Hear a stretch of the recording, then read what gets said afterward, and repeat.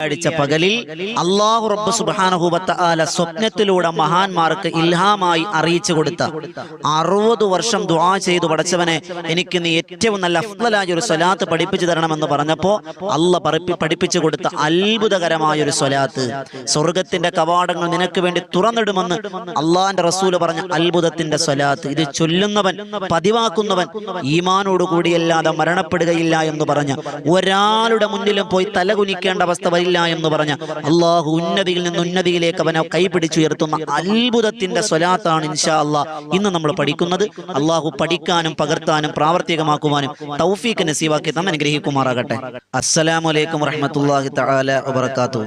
റാഹത്തല്ലേ? അൽഹംദുലില്ലാ, അൽഹംദുലില്ലാ. ഒരു പരിശുദ്ധവും പരിപാവനവുമായ ഒരു വെള്ളിയാഴ്ച പകൽ നമുക്ക് ഒരുമിച്ച് കൂടാൻ അള്ളാഹു ഭാഗ്യം തന്നു. ആ ഭാഗ്യം അള്ളാഹുവിനാണ് സർവസ്തുതി. അൽഹംദുലില്ലാഹി അലാ കുല്ലി ഹാൽ. എല്ലാവരും ഹംദ് പറഞ്ഞ് ഖൽബിൽ തട്ടി ഹംദ് പറയും. അള്ളാഹു സ്വീകരിക്കുമാറാകട്ടെ. എൻ്റെ മുഹബ്ബീങ്ങളെ, ഇന്ന് നമ്മൾ പഠിക്കുന്നത് ഒരു സ്വലാത്തിനെ പറ്റിയാണ്. വെള്ളിയാഴ്ച, എല്ലാ വെള്ളിയാഴ്ചകളിലും ഒരേ സ്വലാത്തുകൾ നമ്മൾ പരിചയപ്പെടുകയും പഠിക്കുകയും അത് ചൊല്ലുകയും അതുപോലെ വെള്ളിയാഴ്ച ശ്രദ്ധിക്കാനുള്ള ചില കാര്യങ്ങൾ നമ്മൾ പഠിക്കുകയൊക്കെ ചെയ്യും. ഇൻഷാ അല്ലാഹ് ഇന്നും അതുപോലെ ഒരു സ്വലാത്താണെന്ന് പരിചയപ്പെടുത്തുന്നത്. അള്ളാഹു സ്വലാത്ത് ചൊല്ലി മദീനയിലേക്ക് നമ്മുടെ ഹൃദയം അടുക്കാൻ വലിയ തൗഫീഖ് അല്ലാഹു നസീബാക്കി തന്നെ അനുഗ്രഹിക്കുമാറാകട്ടെ. ഈ സ്വലാത്ത് ചൊല്ലുന്നത് തന്നെ മുത്തനബി തങ്ങളോട് വല്ലാത്ത അനുരാഗം കൊണ്ടാണ്. ആ സ്വലാത്ത് നമുക്ക് തരുന്ന നേട്ടങ്ങൾ ഒട്ടനവധിയാണ്. നമുക്കറിയാം, നമ്മുടെ ജീവിതത്തിൽ ഒരുപാട് പാപങ്ങൾ ചെയ്തു പോയ പാപികളാണ് നമ്മൾ. അള്ളാഹുവിന്റെ കോടതിയിലേക്ക് കടന്നു വരുമ്പോൾ നമ്മൾ ചെയ്തു പോയ നന്മകൾ, തിന്മകളെല്ലാം തൂക്കി നോക്കും. നന്മകളുടെ കണക്ക് നോക്കിയിട്ട് നമ്മൾ ആരെയൊക്കെ ഉപദ്രവിച്ചിട്ടുണ്ടോ, നമ്മൾ ആരുടെയൊക്കെ കുറ്റം പറഞ്ഞിട്ടുണ്ടോ, നമ്മൾ ആരെയെല്ലാം വേദനിപ്പിച്ചിട്ടുണ്ടോ, അവർക്കെല്ലാം നമ്മുടെ നന്മകൾ ഇങ്ങനെ അള്ളാഹു വീതിച്ചു കൊടുക്കും. ഒന്നുമില്ലാത്തവരായി, മുഫിലിസായി, പാപ്പരായി നമ്മൾ മാറിപ്പോകുന്ന അവസ്ഥ നാളെ റബ്ബിന്റെ കോടതിയിൽ കടന്നു വരുമെന്ന് നബിയുനാ റസൂലുള്ളാഹി സ്വല്ലല്ലാഹു അലൈഹി വസല്ലം. എന്നാൽ ചില ആളുകളുടെ കയ്യിൽ ഒരു പെട്ടി ഉണ്ടാകും, ഒരു ബോക്സ് ഉണ്ടാകും. ആ പെട്ടി അള്ളാഹു തുറന്നിട്ട് അതിന്റെ നന്മകൾ വേറെ ഒരാൾക്കും വീതിച്ചു കൊടുക്കൂലെന്നാണ്.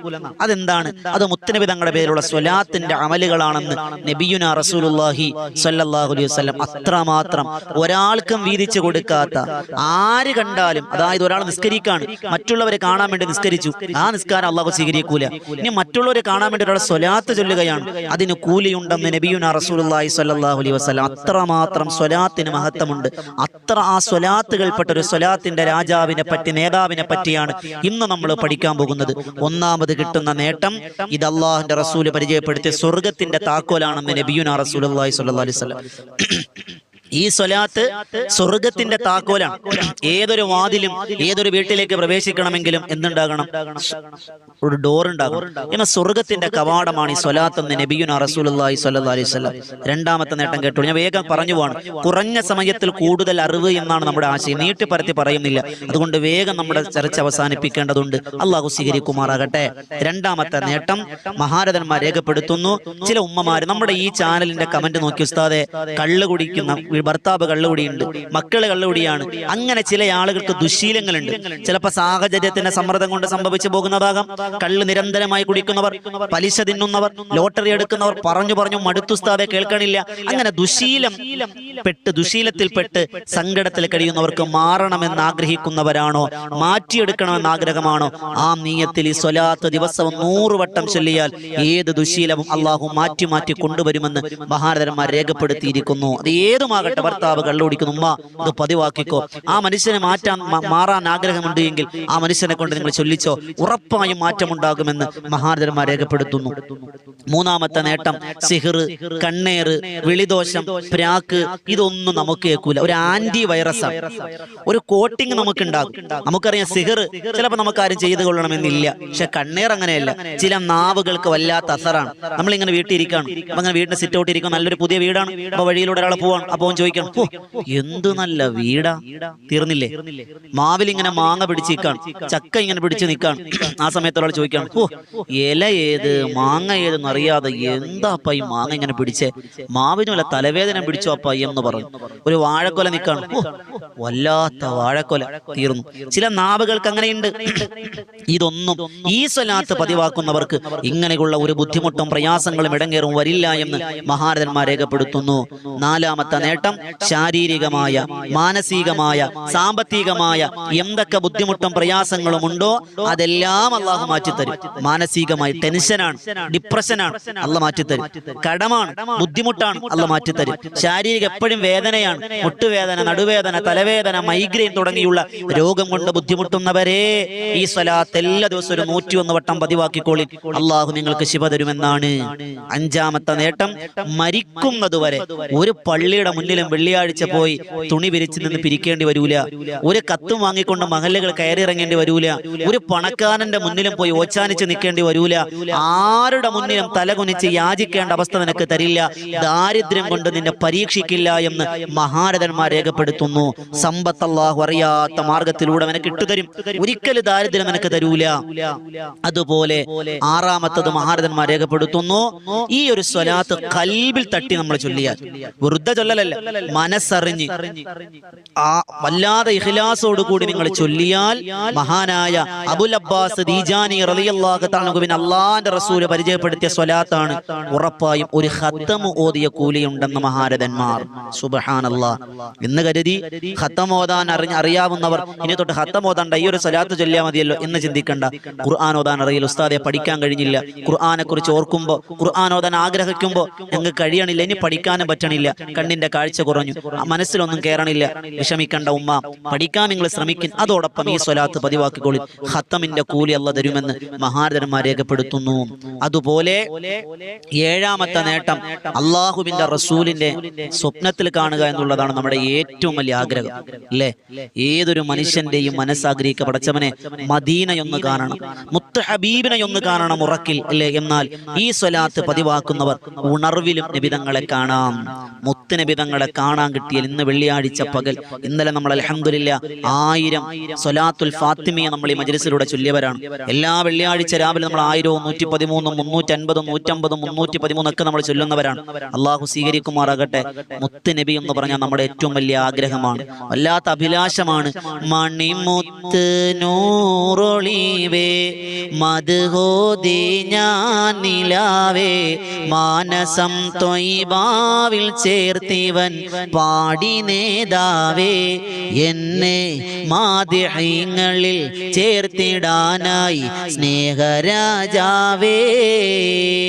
തിങ്കളെ ഞാൻ കണ്ടതില്ല, തങ്കമുഖമാൽ വന്നതില്ല, തങ്ങളെ ഞാനെന്ന് കാണും കാലമറിയില്ല, എന്നിലെ മോഹം മാത്രം തീർത്തിടാനായി ഏറെ ശിഫയില്ല.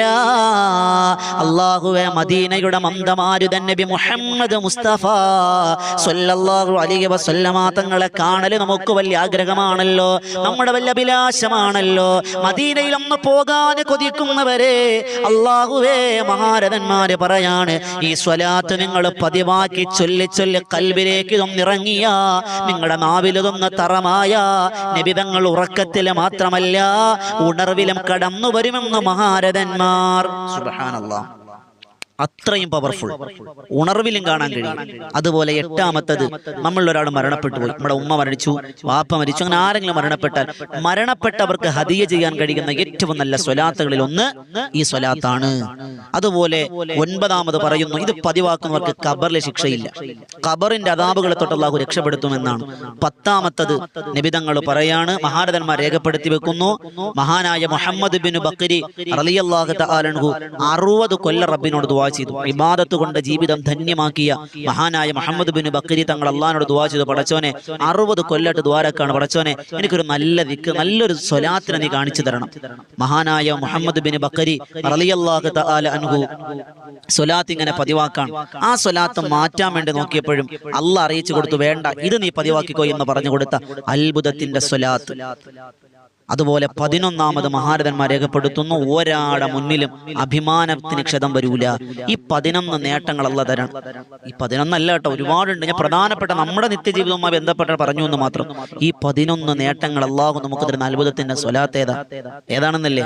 സ്വലാത്തുൽ ഫാത്തിഹ. അല്ലാഹ് ഇതിനാണ് ആ മൊയ്ലിയാരെ നിങ്ങൾ ഇങ്ങനെ വലിച്ചു നീട്ടിയത്? സ്വലാത്തുൽ ഫാത്തിഹ നമുക്ക് അറിയാവുന്ന കാര്യമല്ലേ? ഇന്ന് എത്ര പേര് ചൊല്ലി? ഒന്ന് കമന്റ് ചെയ്തേ.